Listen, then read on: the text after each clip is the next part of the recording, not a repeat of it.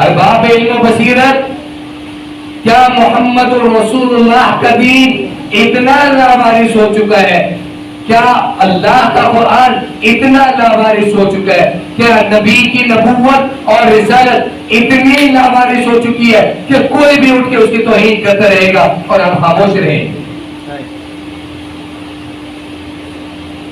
علماء، اب یہاں پر جو بات کرنے والا ہوں، علماء وہ کسی مسلک کا ہوگا، وہ کسی بھی فرقے کا ہوگا، لیکن جب بات حرمت قرآن پر آئے گی، جب بات حرمت رسالت پر آئے گی، جب بات ختم نبوت پر آئے گی، لا الہ الا اللہ محمد رسول اللہ کی حرمت پر بات آئے گی، اللہ کی قسم اس وقت فرقہ واریت نہیں دیکھی جائے گی، اس وقت حرمت ہی دیکھی جائے گی۔